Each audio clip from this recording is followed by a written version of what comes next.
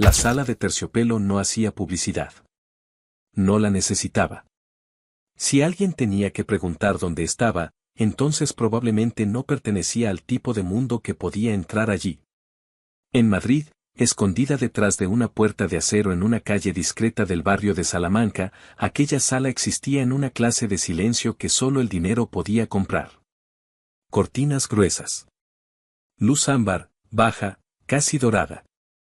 Mesas separadas con la distancia suficiente para que una conversación pudiera cambiar una vida, sin que nadie más escuchara una sola palabra. Era el tipo de lugar donde los acuerdos no se firmaban en papel. Donde los enemigos sonreían con una copa de vino importado en la mano. Donde nadie levantaba la voz, porque quienes tenían verdadero poder no necesitaban hacerlo. Darío de la Vega estaba sentado al fondo. Siempre se sentaba al fondo. Tenía 34 años, un traje oscuro sin corbata y una calma que muchos confundían con indiferencia. Hasta que era demasiado tarde. Su mano derecha descansaba cerca de una copa de whisky ámbar que llevaba más de 20 minutos sin probar. No había ido allí por la comida. Tampoco por el ambiente. Había ido porque Isabel Salvatierra había insistido. Y por ahora. Solo por ahora. Darío había decidido concederle eso. Isabel estaba sentada frente a él. Llevaba un vestido color crema que probablemente costaba más que el alquiler mensual de la mayoría de las personas que trabajaban en aquel restaurante. Su cabello oscuro estaba recogido con tanta precisión que parecía salida de la portada de una revista política. Y, en realidad, ya había aparecido 2 veces en portadas parecidas. Tenía 29 años. Y el gesto de una mujer que había crecido sin escuchar jamás la palabra no. O peor todavía. La había escuchado, pero siempre había logrado que alguien se arrepintiera de haberla dicho. Tu gente se está volviendo descuidada, dijo Isabel, sin levantar la vista del menú. Lo de Vallecas estuvo mal manejado. Mi padre lo notó. Darío no respondió. Sus ojos se movieron despacio por la sala. No por aburrimiento. Por costumbre. Marcó las salidas. Contó al personal. Notó a una pareja junto a la ventana que había llegado antes que ellos y todavía no había pedido nada. Su rostro parecía vacío. Pero su mente nunca se detenía. ¿Darío? La voz de Isabel se volvió más fina, más cortante. ¿Me estás escuchando? Siempre escucho, dijo él en voz baja. Solo que no siempre contesto. Isabel lo miró con algo que casi parecía una sonrisa. Pero no lo era. Era una advertencia. Su compromiso se había anunciado 6 semanas antes. Una unión estratégica entre 2 familias poderosas que necesitaban la influencia de la otra. No había amor en aquello. Ni siquiera había calidez. Era una operación envuelta en un anillo de diamantes. Y los 2 lo sabían. La diferencia era que Isabel había decidido disfrutar el placer que daba ese poder. Darío, en cambio, lo aceptaba como un precio. Un precio dentro de un plan más grande que todavía no había terminado de calcular. Levantó la copa. La dejó de nuevo sobre la mesa sin beber. Entonces sus ojos se desviaron hacia el otro lado de la sala. Una camarera acababa de salir de la cocina. Se movía entre las mesas como se mueve el agua quieta. Sin prisa. Sin ruido. Pero con una dirección que nada parecía poder interrumpir. Tendría unos 28 años. O quizá un poco más. Tenía ojos oscuros, atentos, de esos que no solo miran una habitación. La leen. Su uniforme estaba impecablemente planchado. Su expresión era serena.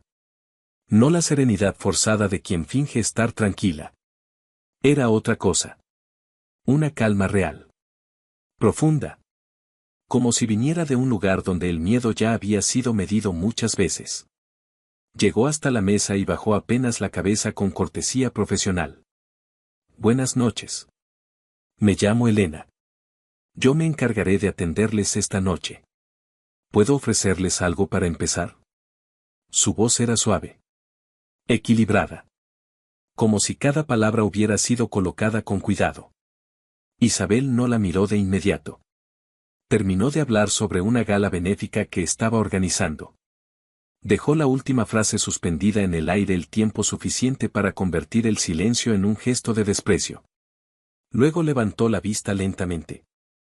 Quiero el pato sellado con reducción de trufa negra, dijo. Fuera de carta. La cocina sabe cómo prepararlo. Elena sostuvo su mirada sin parpadear. Lo siento, señora. Esta noche la cocina no puede preparar ese plato. No sonó arrepentida. Tampoco sonó grosera. Fue simplemente una información.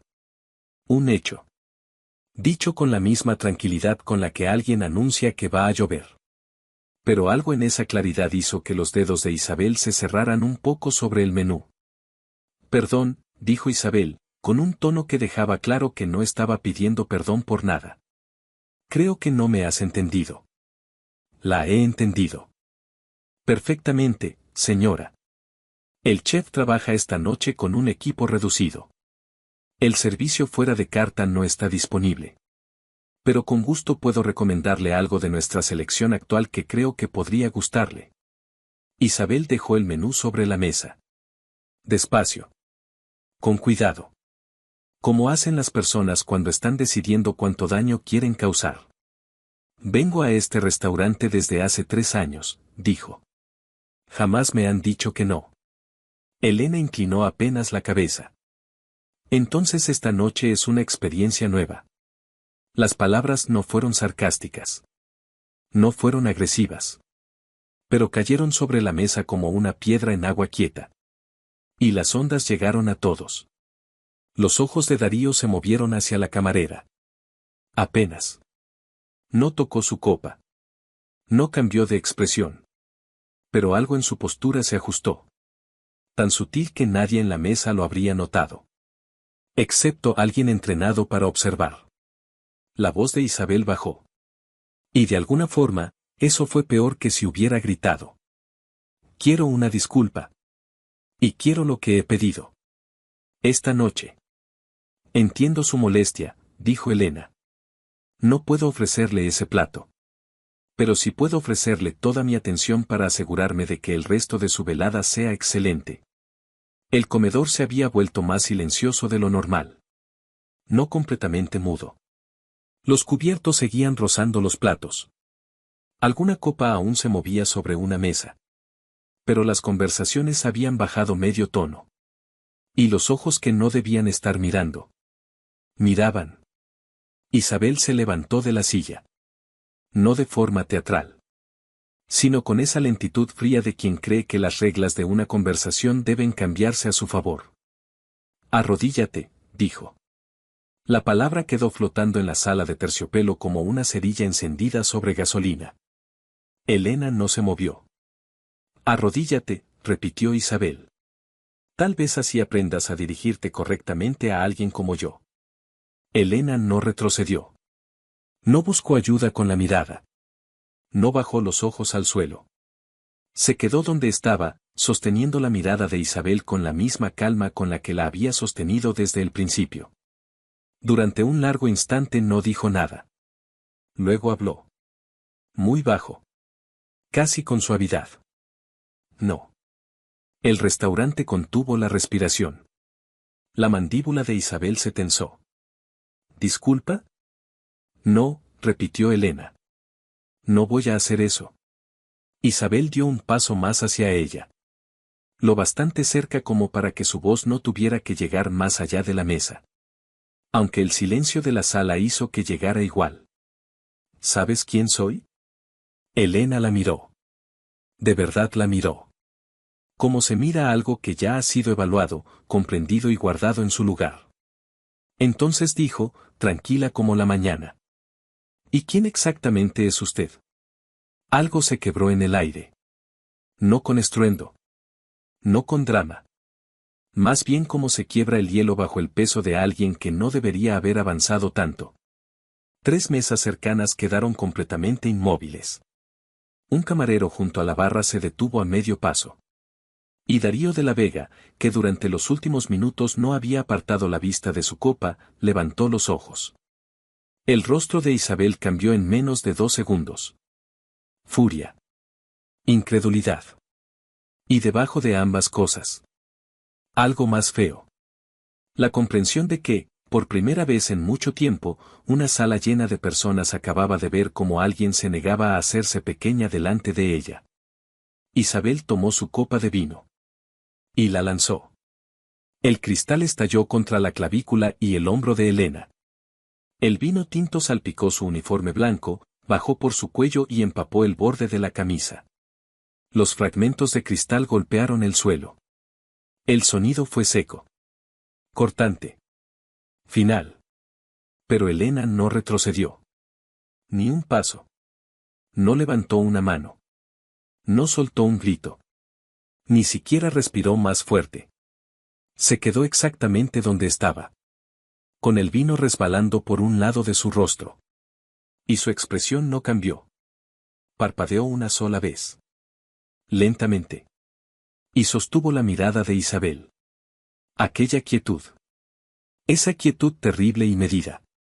No era la respuesta de alguien asustado. Era la respuesta de alguien que ya había imaginado esa posibilidad.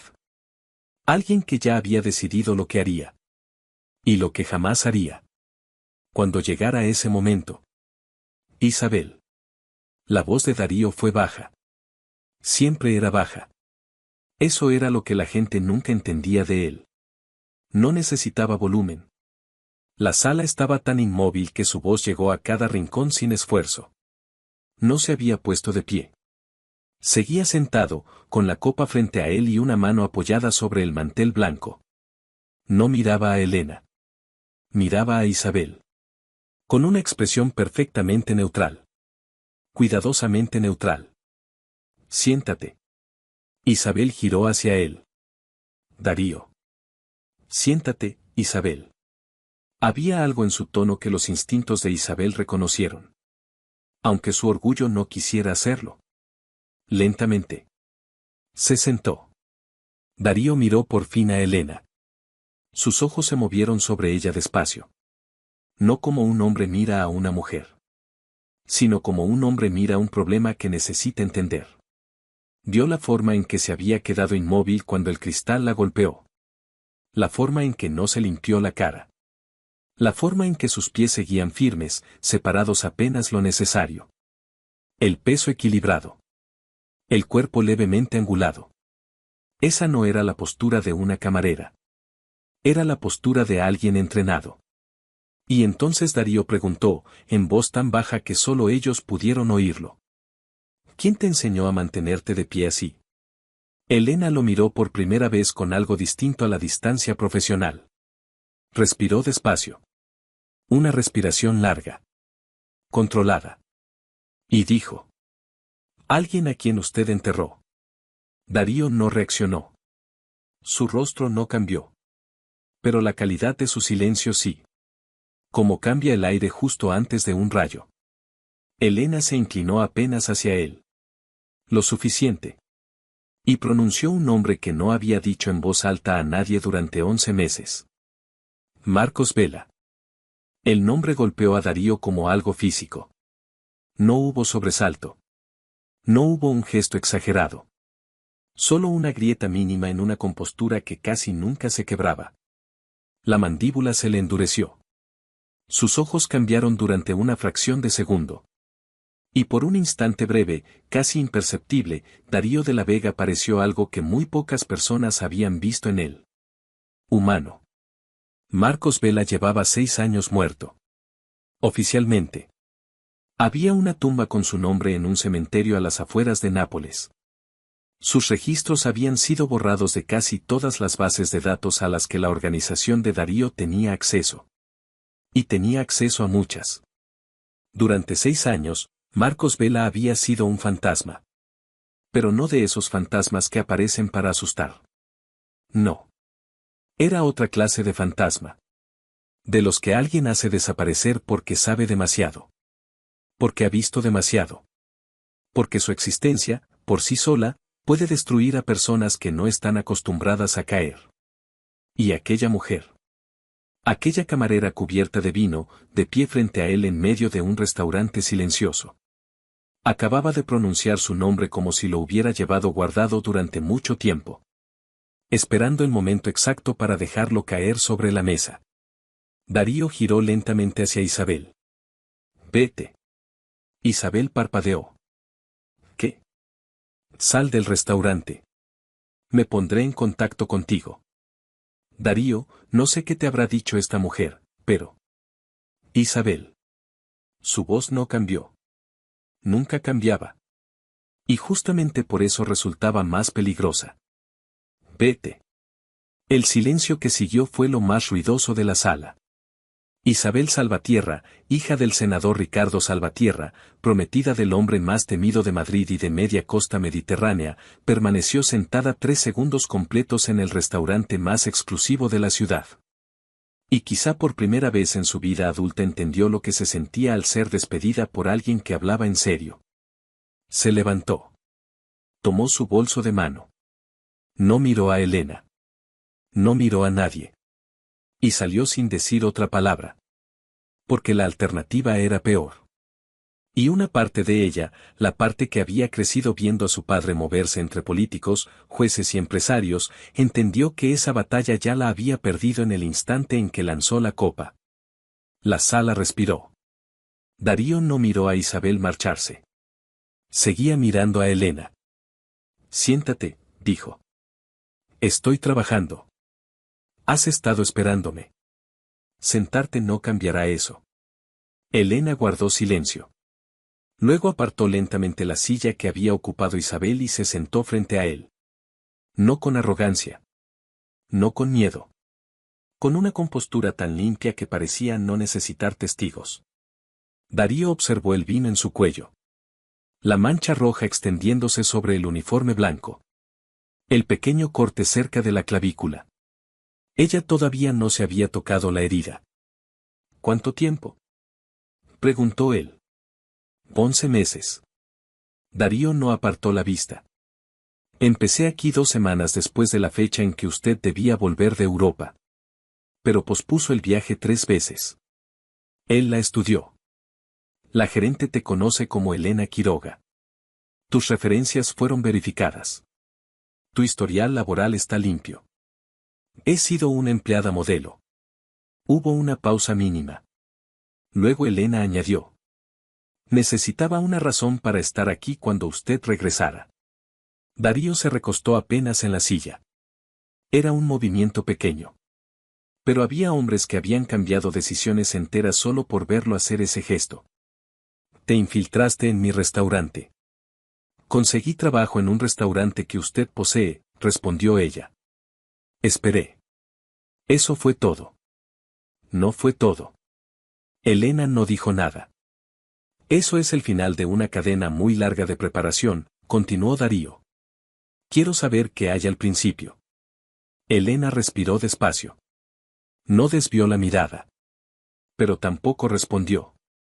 Y Darío entendió algo en ese silencio. No era una mujer improvisando. No había llegado hasta allí solo con valentía. Había llegado con paciencia. Con cálculo. Con una clase de disciplina que no se aprende sirviendo mesas. Por eso la dejó ir aquella noche sin hacer más preguntas.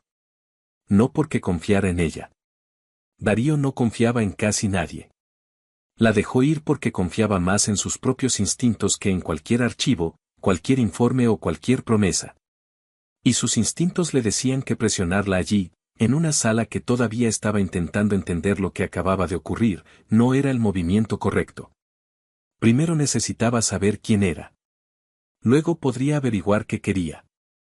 A medianoche, su equipo de seguridad ya había reunido todo lo que podía encontrarse sobre Elena Quiroga.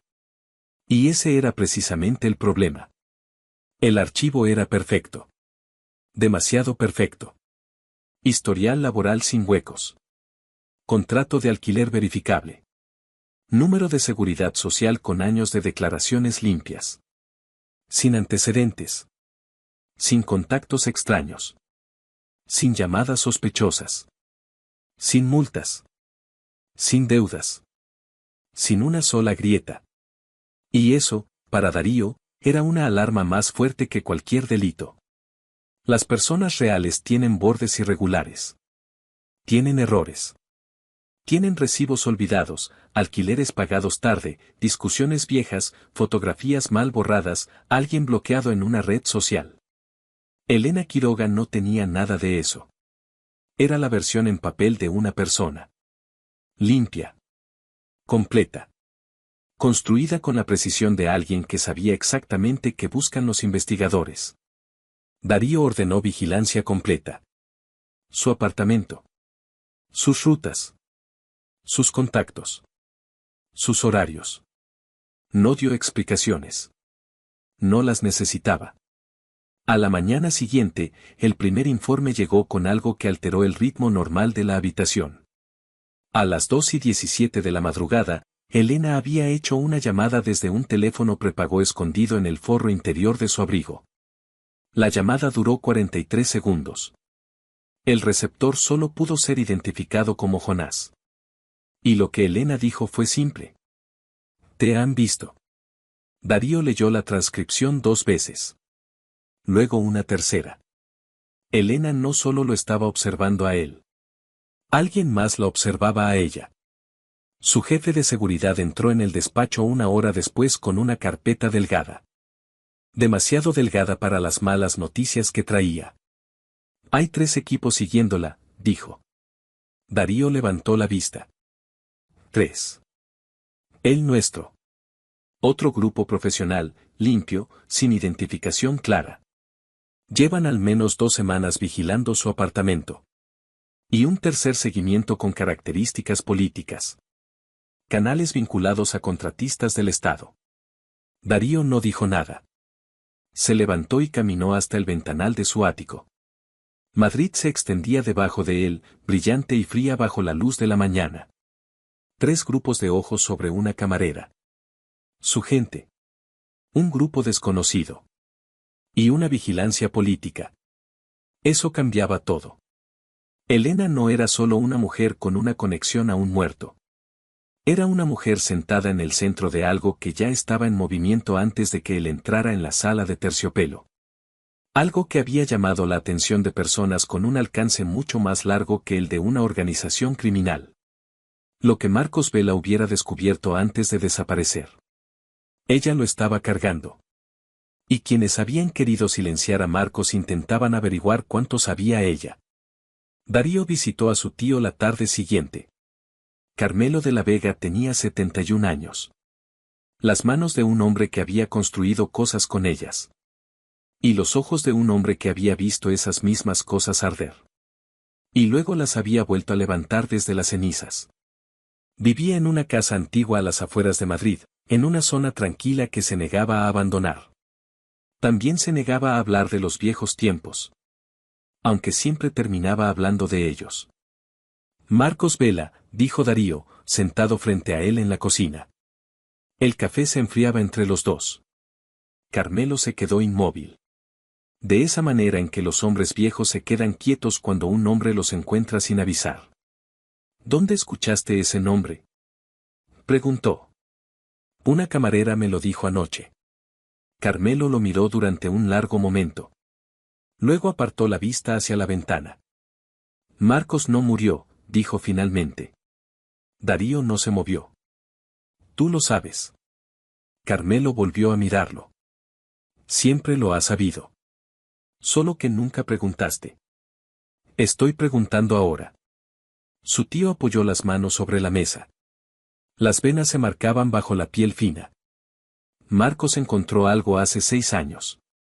Algo que iba a arrastrar bajo el agua a mucha gente poderosa si salía a la superficie. Darío guardó silencio. Gente que no podía permitirse hundirse, continuó Carmelo. Vino a tu padre. Le contó lo que había encontrado.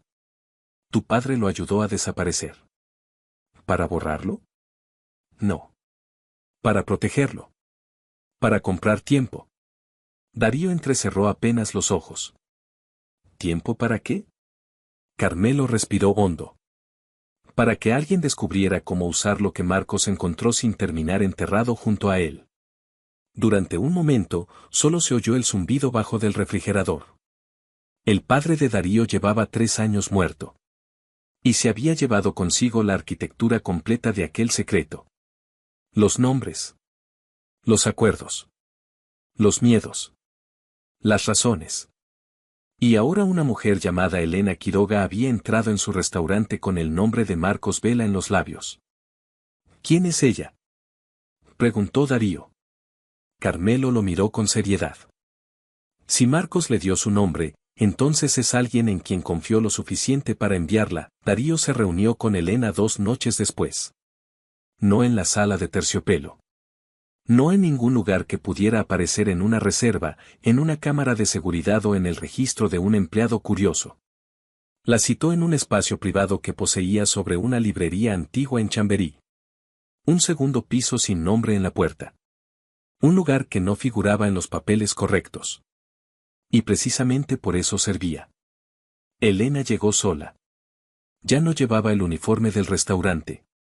Vestía una chaqueta oscura, pantalones oscuros y el cabello recogido con sencillez. Fuera de aquel uniforme blanco, parecía distinta. No más pequeña. Al contrario. Más definida. Como si al quitarle el marco de la camarera, apareciera por fin la verdadera forma de la mujer que estaba debajo. Se sentó frente a Darío en una mesa sencilla. Entre ellos había una sola lámpara encendida. La luz caía sobre la madera como un círculo pequeño en medio de la oscuridad. Elena no esperó a que él marcara las reglas. Marcos Vela es mi abuelo, dijo. Darío no se movió. Está vivo. Ha vivido con otro nombre en un pueblo cerca de Lisboa durante 6 años. Tiene 73 años. Su salud está empeorando. Y necesita que esto termine antes de quedarse sin tiempo. Darío permaneció con las manos unidas sobre la mesa. ¿Y cómo pretende terminarlo? Con la verdad, respondió ella. Pero expuesta de una forma que no puedan volver a enterrarla. ¿Qué verdad? Elena lo miró. Y durante un instante, la suavidad de su voz pareció desaparecer. No se volvió dura. Se volvió exacta. La verdad sobre quien construyó su imperio encima del suyo. Darío no respondió.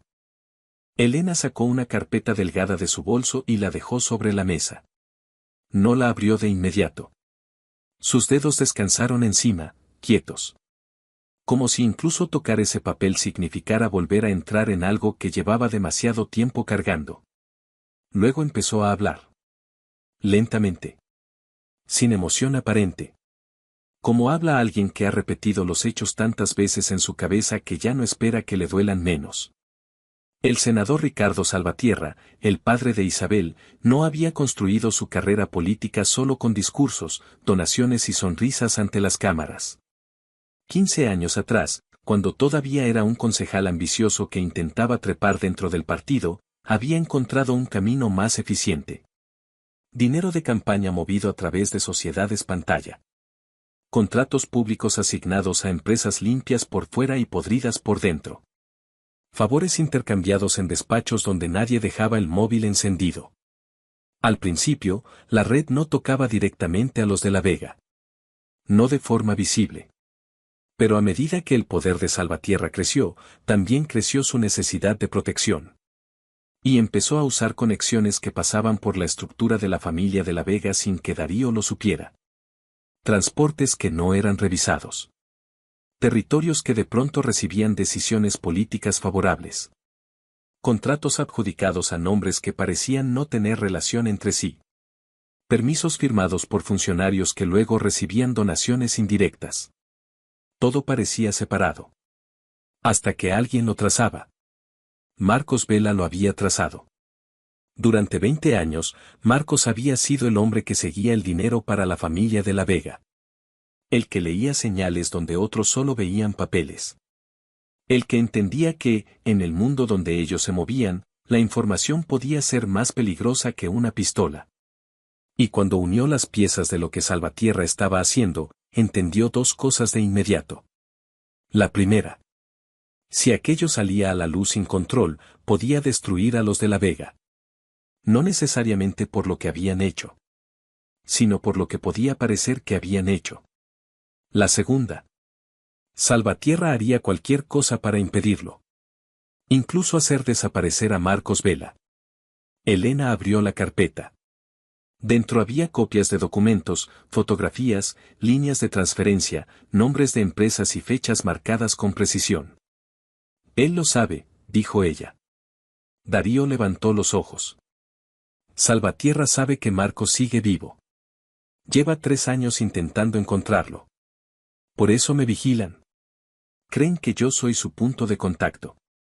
Lo eres, dijo Darío. Sí. Elena sostuvo su mirada. Pero no saben lo que tengo. Metió la mano en el bolsillo interior de su chaqueta y sacó una pequeña unidad de memoria. La colocó sobre la mesa entre los dos. El objeto parecía insignificante. Un pedazo mínimo de metal y plástico. Pero en la habitación cambió el peso del aire. Marcos pasó 6 años reuniéndolo todo, dijo Elena. Cada transacción. Cada comunicación. Cada empresa pantalla. Cada contrato. Cada nombre. Documentos escaneados. Conversaciones grabadas. Rutas financieras. Todo está ahí. Darío no tocó la memoria. ¿Cifrado? Sí. Y respaldado en 3 lugares distintos. Con instrucciones de liberación si algo nos ocurre a cualquiera de los dos. El silencio se asentó entre ellos. No era un silencio vacío. Estaba lleno de cálculo. De peligro. De posibilidades que podían destruir a hombres muy poderosos. ¿Es suficiente?, preguntó Darío. Es suficiente para acabar carreras políticas, dijo Elena. Imperios financieros. Redes enteras de protección. Y también es suficiente para demostrar cómo el apellido de la Vega fue utilizado sin consentimiento y contra sus propios intereses. Hubo una pausa. Elena bajó la voz. Su padre sabía que esto llegaría. Ayudó a Marcos a mantenerse con vida el tiempo suficiente para terminarlo. Solo que no vivió lo suficiente para verlo. Darío permaneció quieto. La lámpara entre ellos dibujaba sombras largas en las paredes del pequeño despacho. En la calle, abajo, un coche pasó despacio y se perdió. Durante mucho tiempo, Darío había pensado en su padre como un hombre de poder. Un hombre que calculaba. Que protegía la estructura. Que hacía lo necesario. Pero ahora estaba viendo otra cosa. Un hombre que había cargado con una guerra invisible durante años. Y que había dejado una pieza sin terminar para que su hijo la encontrara cuando estuviera preparado. Quien controle esto, dijo Darío, controla el desenlace. Sí. Y aún así me lo traes a mí. Por eso mismo. Elena lo miró sin apartarse. Porque no debería controlarlo yo. Y nunca debió cargarlo Marcos solo.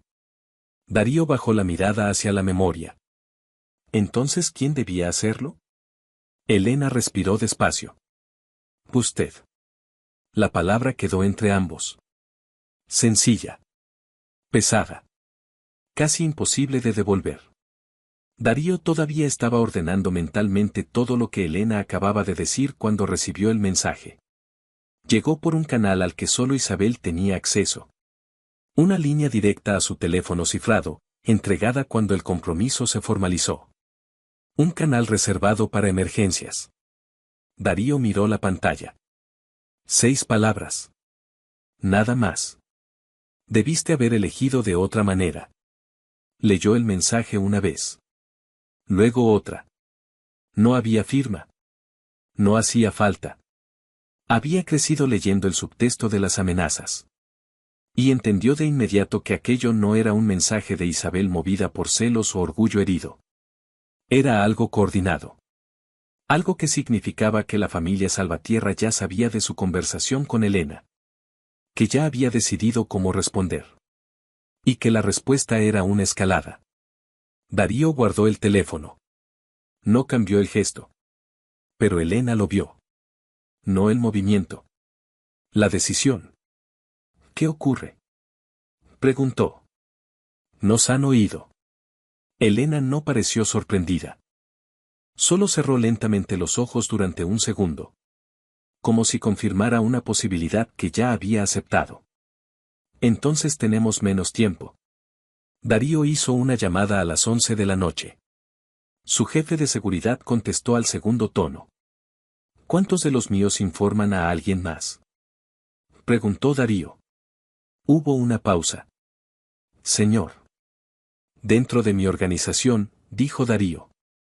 ¿Cuántos tienen una segunda conversación en la que yo no estoy incluido?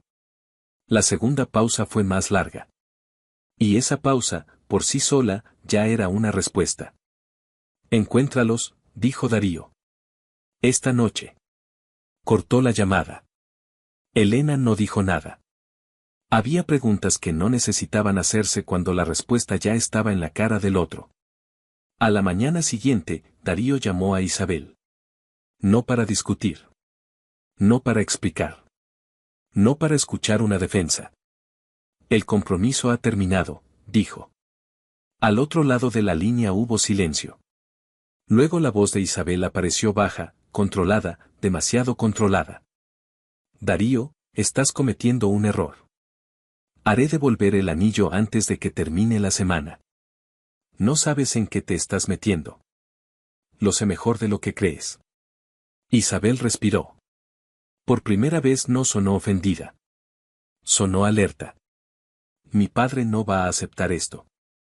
Entonces dile a tu padre que piense con cuidado lo que hará después. Darío. Se acabó, Isabel. Y colgó. Durante un momento, permaneció sentado en el silencio de su oficina. La verdadera oficina. No la que aparecía en los documentos. La otra.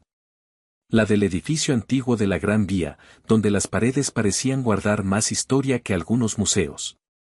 Pensó en su padre. En las decisiones que un hombre toma cuando proteger algo importa más que mantenerse a salvo. En la diferencia entre el poder que se toma y el poder que se elige. Luego tomó el teléfono y llamó a Elena. Ella respondió después de un tono. Estoy dentro, dijo Darío. Elena guardó silencio. Y él añadió. Dime qué necesitamos. 4 días después, volaron a Lisboa. El pueblo donde vivía Marcos Vela quedaba cerca de la costa. Pequeño. Blanco.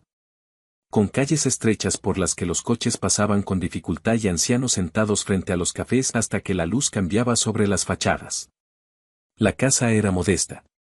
2 plantas encaladas. Postigos azules. Un jardín cuidado con una paciencia que no parecía pertenecer a alguien que había vivido 6 años escondiéndose. Nada en aquel lugar sugería que el hombre dentro hubiera sido alguna vez uno de los corredores de información más peligrosos del mundo criminal europeo. Marcos abrió la puerta él mismo. Era más viejo que en las fotografías que Darío había visto. Más pequeño, quizá.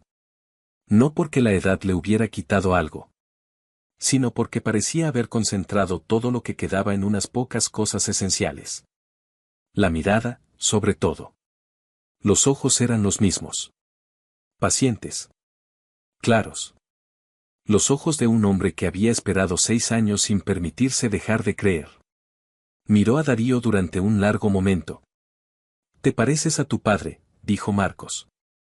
Darío sostuvo su mirada. «Todos dicen eso. Lo dicen como un cumplido». Marcos se hizo a un lado. «Entra», Marcos Vela los hizo pasar a una cocina pequeña. Había una mesa de madera junto a la ventana. 3 tazas. Una cafetera antigua.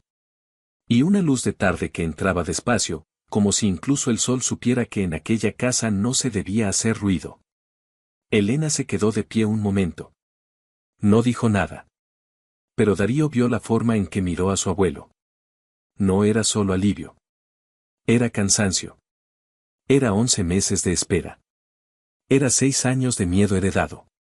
Marcos le tocó apenas el brazo al pasar junto a ella. Un gesto pequeño, pero lleno de una ternura que no necesitaba explicación. «Siéntense», dijo. Darío ocupó una silla frente a él. Elena se sentó a un lado. Durante unos segundos, nadie habló. Afuera, el viento movía unas hojas en el jardín. Dentro, El silencio tenía peso. Marcos sirvió café con manos firmes, aunque más lentas de lo que quizá habían sido antes. Después se sentó y miró a Darío con una atención limpia. No lo miraba como se mira a un jefe. Ni como se mira a un hombre peligroso. Lo miraba como se mira a alguien a quien se le ha entregado una carga sin haberla pedido. Tu padre sabía que este día podía llegar, dijo Marcos. Darío no respondió. Nunca quiso que tú heredaras solo enemigos. Quería dejarte también una forma de salir de ellos. Darío bajó la mirada hacia la taza. No bebió. Mi padre nunca habló de usted. Porque hablar de mí era ponerme en peligro. Y aún así me dejó dentro de todo esto. Marcos sostuvo su mirada. No. Te dejó la posibilidad de elegir cuando fueras capaz de entender lo que estaba en juego. Aquellas palabras no sonaron como defensa. Sonaron como verdad. Y quizá por eso Darío tardó en responder. Durante años había creído conocer la clase de hombre que fue su padre. Duro. Calculador. Distante incluso cuando estaba cerca. Un hombre que enseñaba con silencios, con órdenes breves, con miradas que pesaban más que una explicación. Pero ahora, en aquella cocina humilde, frente a un anciano que había vivido escondido por una decisión de su padre, Darío empezaba a ver otra capa. Una que no encajaba con la imagen fácil. Cuéntemelo todo, dijo. Marcos asintió. Y empezó. Le contó lo que Carmelo no había sabido explicar. O lo que quizá había preferido callar. Le habló de los primeros indicios, 15 años atrás. Pequeños movimientos de dinero. Contratos públicos que siempre terminaban cerca de las mismas empresas. Nombres que aparecían una vez y luego desaparecían. Sociedades que se abrían, cumplían una función y se cerraban antes de que nadie hiciera preguntas. Al principio parecía corrupción común. Ambición política. Favores. La clase de suciedad que se encuentra si se mira demasiado tiempo cualquier despacho de poder. Pero Marcos no se detenía en la superficie. Esa había sido siempre su función. Seguir el hilo. Y el hilo lo llevó hasta Ricardo Salvatierra. No de golpe. Sino paso a paso. Un concejal con hambre. Un donante invisible. Un contrato demasiado limpio. Una empresa con domicilio en una oficina vacía. Luego otra. Y otra. Hasta que la red empezó a dibujar una forma. Salvatierra no quería trabajar con organizaciones criminales, dijo Marcos. Quería usarlas sin aparecer cerca de ellas. Darío escuchaba sin moverse. Tu apellido le servía como sombra. Si algo salía mal, podía señalar hacia ustedes. Si todo salía bien, él se quedaba con el poder limpio. Esa fue su inteligencia. Y también su cobardía. Elena tenía las manos unidas sobre la mesa. No interrumpía. Conocía la historia. Pero escucharla allí, frente a Darío, parecía costarle algo. Marcos continuó. Cuando entendí lo que estaba haciendo, fui con tu padre. Él pudo haberme entregado. Pudo haber destruido las pruebas y mantener todo como estaba. Habría sido más fácil. Pero no lo hizo, dijo Darío. No. Marcos respiró despacio. Tu padre sabía que Salvatierra estaba construyendo una trampa. Una trampa que podía cerrarse sobre todos ustedes cuando a él le conviniera. Así que decidió esconder la verdad hasta que pudiera usarse bien. ¿Y por qué no la usó él? Marcos miró hacia la ventana. La luz le marcaba las arrugas del rostro. Porque no tuvo tiempo. La frase quedó ahí. Simple. Injusta. Darío sintió algo moverse dentro de él. No dolor exactamente. Tampoco rabia. Algo más profundo. La sensación de haber llegado tarde a una conversación que su padre había empezado años atrás. Tu padre protegió las primeras pruebas, dijo Marcos. Me ayudó a desaparecer. Me dio una identidad, rutas, contactos. Después siguió alimentando información a través de personas que ni siquiera sabían para quién trabajaban. Darío levantó la vista. ¿Mi padre siguió investigando? Hasta el final. Marcos hizo una pausa. Y cuando enfermó, dejó instrucciones. No nombres completos. No lugares. Nunca era tan descuidado. Pero dejó suficientes señales para que, llegado el momento, yo supiera que debía buscarte a ti. Darío miró a Elena. Y la envió a ella. Yo pedí ir, dijo Elena. Su voz fue baja. Pero firme. Marcos no quería. El anciano soltó una respiración que pudo haber sido una risa cansada. Tuve una discusión con mi nieta. La perdí. Elena no sonrió. Pero algo en sus ojos se suavizó. Darío entendió entonces otra parte de ella. No había entrado a la sala de terciopelo por obediencia. Había entrado por decisión propia. Había aceptado estar vigilada. Aceptó ser nadie, servir mesas, esperar, exponerse. No porque alguien se lo ordenara, sino porque había elegido cargar con una parte del peso. Y eso importaba. Más de lo que Darío quería admitir. La conversación duró horas. Marcos explicó la estructura completa. Las empresas pantalla. Los contratistas estatales. Los pagos disfrazados de consultorías. Las grabaciones. Los correos. Las reuniones donde Salvatierra hablaba siempre con cuidado, pero nunca con suficiente cuidado. Elena había verificado la cadena de custodia de cada archivo. Había autenticado documentos. Había organizado las pruebas de forma que no parecieran una filtración desesperada, sino un caso sólido. Darío escuchó. Preguntó poco. Pero cada pregunta fue exacta. ¿A qué juez podía llegar? ¿Qué nombres debían protegerse? ¿Qué parte del material implicaba a los de la Vega de forma aparente? ¿Qué parte demostraba manipulación externa? ¿Qué podía destruir a Salvatierra sin arrastrarlos a todos al mismo incendio? Al caer la noche, la mesa estaba cubierta de papeles. Mapas. Nombres. Fechas. Líneas que conectaban empresas con fundaciones, fundaciones con campañas, campañas con contratos, contratos con favores. Darío observó todo en silencio. La prueba era fuerte. Pero una prueba fuerte, mal usada, podía convertirse en ruido. Y el ruido favorecía a hombres como Salvatierra. Los hombres como él sabían negar. Sabían ensuciar. Sabían convertir una verdad en una discusión. Lo que necesitaban no era una explosión. Necesitaban una detonación controlada. El material correcto. A la persona correcta. En el orden correcto. Si lo soltamos todo de golpe, dijo Darío, él lo llamará fabricación. Dirá que es una maniobra criminal para destruir a un senador. Lo sé, respondió Elena. Si lo entregamos a una sola autoridad, puede enterrarlo. También lo sé. Marcos lo miró. Entonces dime qué harías tú. Darío se quedó quieto. La pregunta era más grande de lo que parecía. Porque no estaba preguntando solo por una estrategia.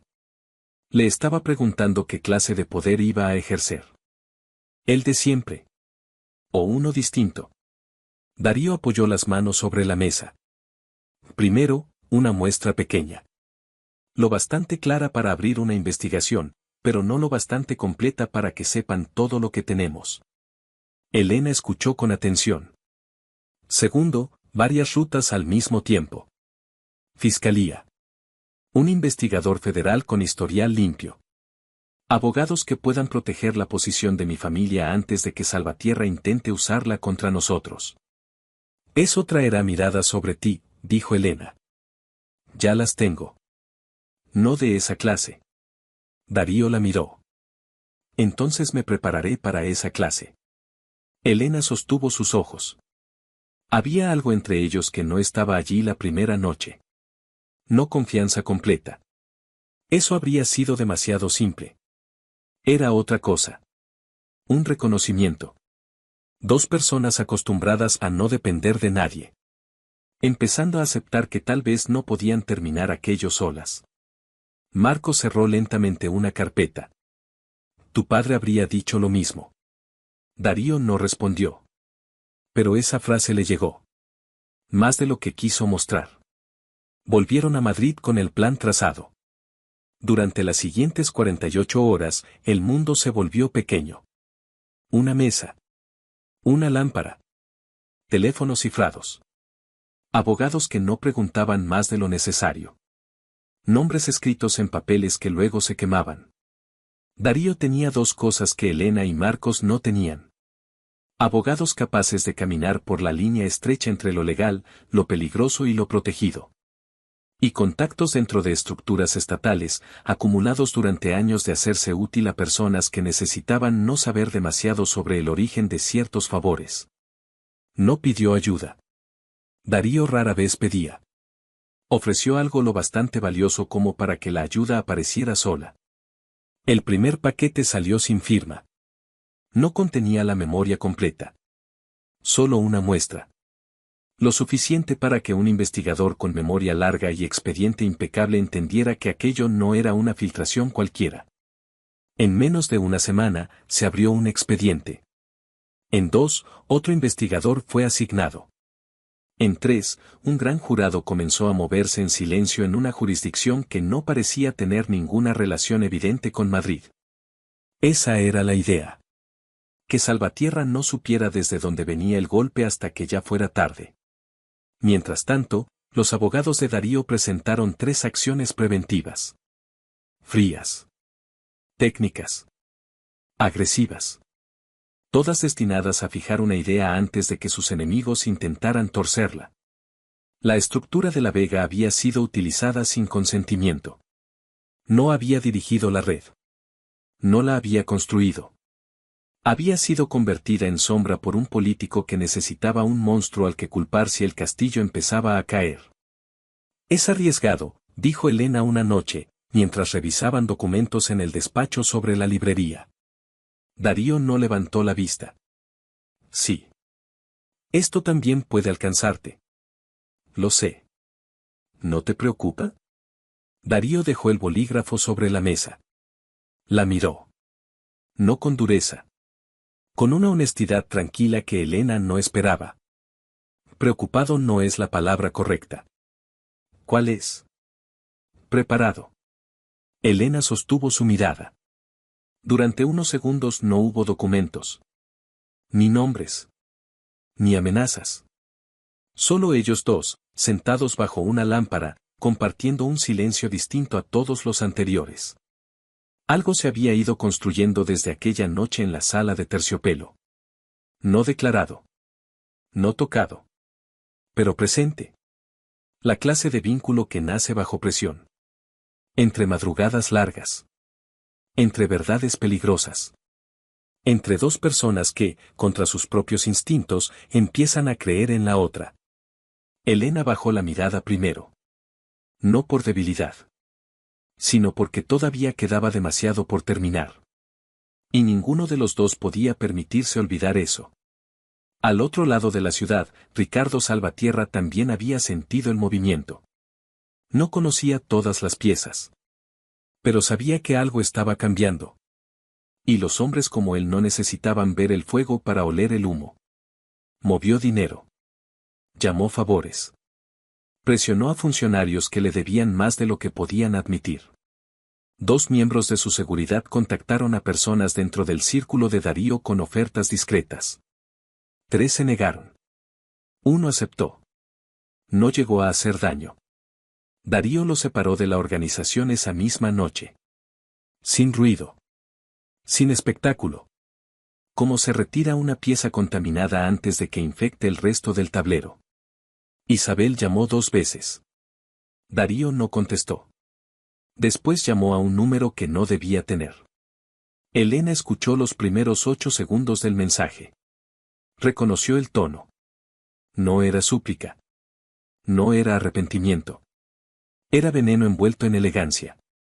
Colgó. Y borró la grabación sin decir nada. La presión creció. Legal. Financiera. Personal. Había noches en que la información llegaba desde 3 fuentes distintas y se contradecía. Había decisiones que debían tomarse más rápido de lo que a Darío le gustaba decidir. Había momentos en que Elena se quedaba mirando una pantalla demasiado tiempo, como si el cansancio pudiera abrir grietas en su concentración. Pero la estructura sostuvo. Porque no había nacido de la prisa. Había sido construida por personas que llevaban años esperando. Y quienes esperan tanto aprenden una diferencia esencial. La diferencia entre un plan y un deseo. El derrumbe del imperio político de Ricardo Salvatierra no ocurrió de una sola vez. No fue una explosión visible desde el primer segundo. No hubo una mañana en la que todo el país despertara sabiendo la verdad completa. Fue más lento. Más preciso. Y por eso fue mucho peor para él. Comenzó con una declaración financiera que no encajaba con los años anteriores. Un número pequeño. Una diferencia que, para cualquiera, habría parecido un error contable. Pero no para quien sabía dónde mirar. Luego vino una citación silenciosa para obtener registros de 2 sociedades registradas en el extranjero. Después, una tercera empresa. Después, una fundación vinculada a una campaña antigua. Después, un antiguo asesor que, al verse solo, aceptó una protección que nunca pensó necesitar. Y empezó a responder preguntas. Preguntas que le habían prometido que nadie haría jamás. Darío observaba cada movimiento desde la distancia justa. Ni demasiado cerca para ser arrastrado. Ni demasiado lejos para perder el control del tablero. Sus abogados trabajaban sin descanso. Elena revisaba documentos hasta la madrugada. Y Marcos, desde su casa cerca de Lisboa, esperaba noticias con la paciencia de un hombre que ya había aprendido que la justicia, cuando llega tarde, no por eso pesa menos. El primer titular importante apareció un martes por la mañana. No acusaba directamente a Salvatierra. Todavía no. Solo hablaba de una investigación abierta sobre contratos públicos, donaciones irregulares y empresas pantalla. Era una frase fría. Técnica. De esas que muchas personas leen sin entender del todo. Pero en los despachos correctos, aquella frase cayó como una piedra. Ricardo Salvatierra entendió el mensaje. Alguien había abierto la puerta. Y detrás de esa puerta había más. Durante las siguientes semanas, intentó hacer lo que siempre había hecho. Mover influencias. Llamar a viejos aliados. Recordar favores. Amenazar con discreción. Sonreír en público. Negarlo todo. Pero el problema con una mentira sostenida durante 15 años es que, cuando una costura empieza a romperse, ya no se sabe cuál será la siguiente. Una cuenta llevó a otra. Un contrato llevó a una llamada. Una llamada llevó a un nombre. Y un nombre llevó a alguien que decidió hablar antes de ser abandonado.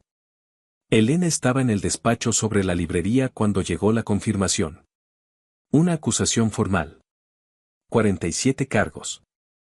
Fraude financiero. Conspiración. Abuso de poder. Obstrucción. Uso indebido de contratistas estatales. Y una red de financiación ilegal que atravesaba años de carrera política cuidadosamente construida. Leyó la noticia en silencio. Darío estaba junto a la ventana. No preguntó. Solo la miró. Elena dejó el teléfono sobre la mesa. Durante 11 meses había esperado llegar a ese instante. Pero cuando llegó, no sintió triunfo. No de inmediato. Sintió cansancio. Un cansancio profundo. Como si el cuerpo entendiera antes que la mente que por fin podía soltar una parte del peso. Lo acusaron, dijo. Darío asintió lentamente. Sí. ¿Y Marcos? Ya lo sabe. Elena cerró los ojos. Respiró. Una sola vez. Pero esa respiración le tembló un poco. Darío lo notó. No dijo nada. Había aprendido que algunas emociones no necesitan ser tocadas para ser respetadas. Los abogados de Salvatierra pelearon. Por supuesto que pelearon. Los hombres como él siempre tienen abogados preparados para convertir la verdad en una discusión. Dijeron que las pruebas eran fabricadas. Que todo era una maniobra de enemigos políticos. que se trataba de una conspiración criminal para destruir a un senador. Pero la evidencia no era un rumor. No era una filtración suelta. No era una grabación dudosa entregada por alguien desesperado. Eran 6 años de documentación meticulosa. Transacciones. Correos. Fechas. Contratos. Registros bancarios. Voces. Firmas. Capas y capas de verdad reunidas por un hombre que había entendido desde el principio que, cuando llegara el momento, no podía quedar nada incierto. El nombre de Marcos Vela nunca apareció en un tribunal. Elena se aseguró de eso. Fue una condición desde el primer acuerdo. Marcos quedaba fuera. Protegido. Invisible. A salvo. Y una mañana, en una casa blanca cerca de la costa portuguesa, con postigos azules y un jardín cuidado con paciencia, Marcos Vela se sentó frente a un televisor pequeño. Tenía una taza de café entre las manos.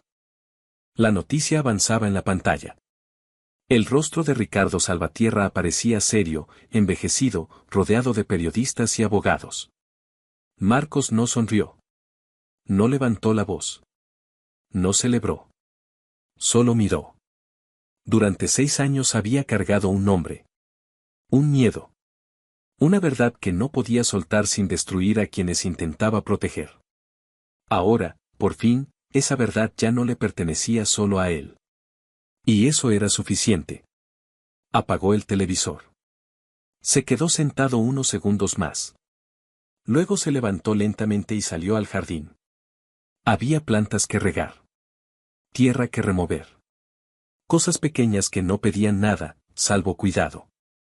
En Madrid, Isabel Salvatierra no fue acusada. No formalmente. Había sido demasiado cuidadosa. O quizá demasiado bien educada en los métodos de su padre. Durante meses había movido activos. Había tomado distancia de ciertas cuentas. Había eliminado nombres de agendas, cambiado rutinas, dejado de aparecer junto a personas que de pronto se volvieron incómodas. Cuando el imperio de su padre empezó a caer, Isabel ya había construido una salida. No limpia. Pero suficiente.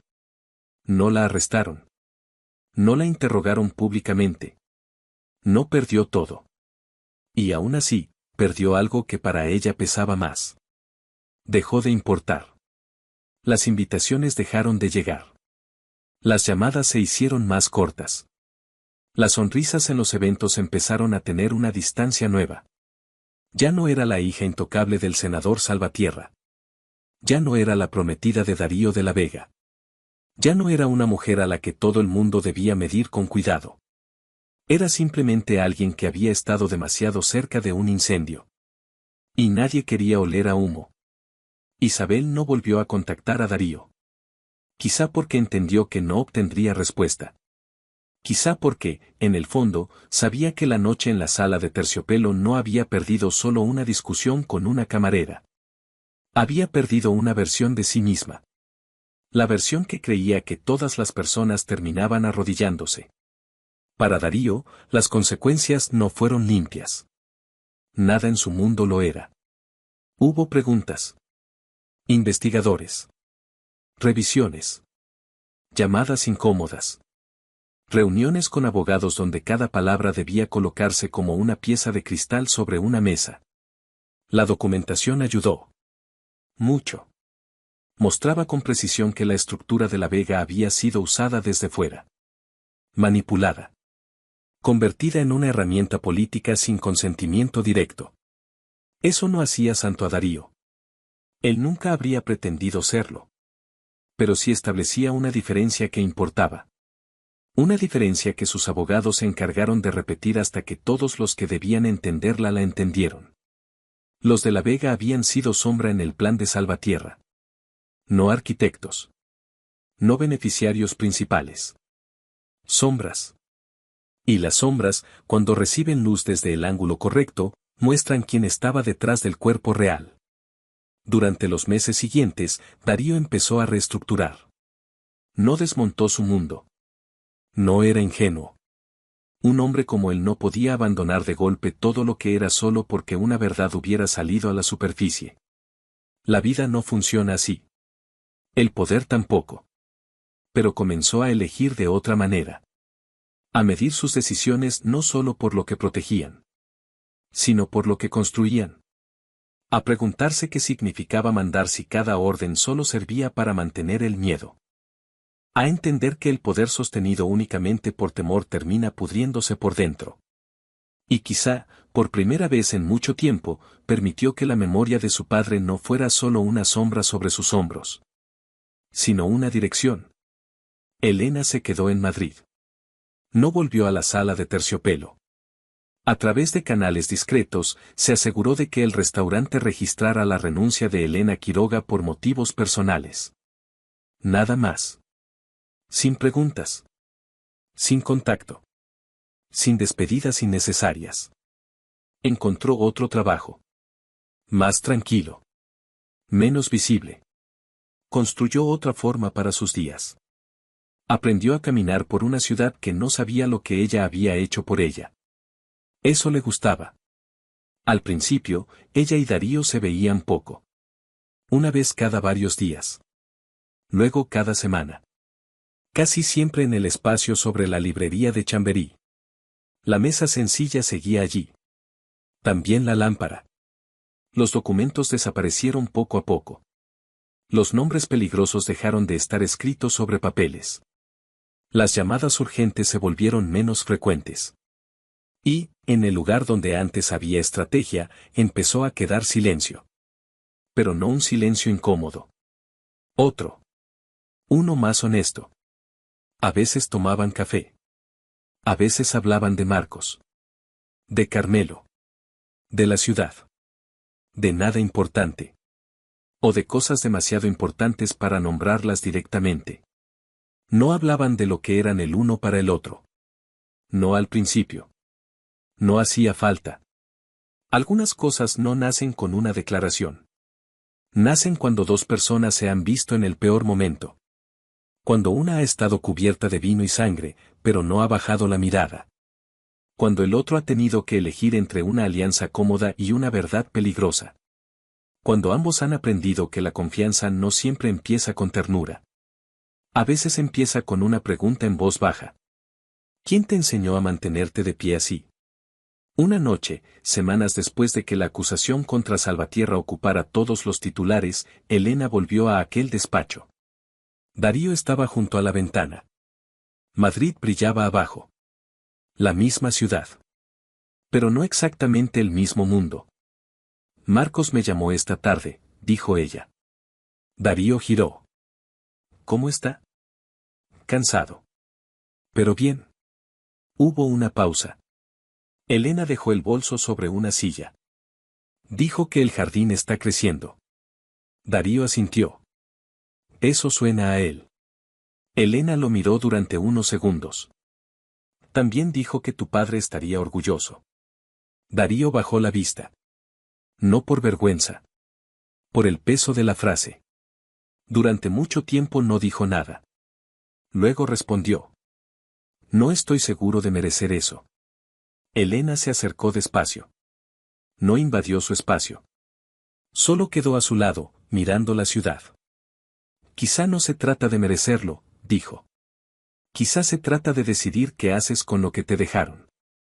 Darío la miró. Había muchas respuestas posibles. Ninguna le pareció necesaria. Así que solo permaneció allí, junto a ella, en el silencio tibio de la lámpara y la noche.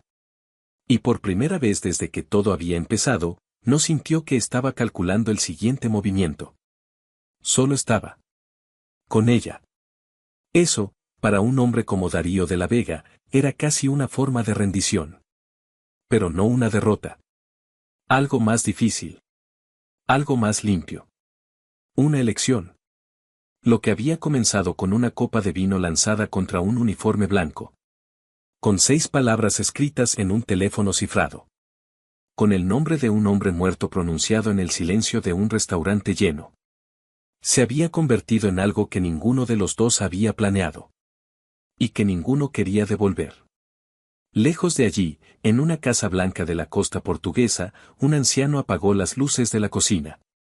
Los postigos azules estaban cerrados. El jardín olía a tierra húmeda. Marcos Vela se detuvo un momento junto a la puerta. Miró hacia las plantas. Hacia el camino estrecho. Hacia el mar que no se veía desde allí, pero se escuchaba cuando la noche estaba tranquila. Durante 6 años había vivido como un fantasma. Había esperado. Había callado. Había protegido una verdad que podía destruirlo todo si caía en las manos equivocadas. Ahora, al fin, aquella verdad ya no era solo suya. El peso había pasado. La historia había encontrado salida. Y en Madrid, en una habitación sobre una librería antigua, 2 personas que nunca debieron confiar en nadie estaban aprendiendo, lentamente, a no apartarse. Marcos respiró el aire frío de la noche. Cerró la puerta. Y por primera vez en 6 años, no miró por encima del hombro. El trabajo estaba hecho.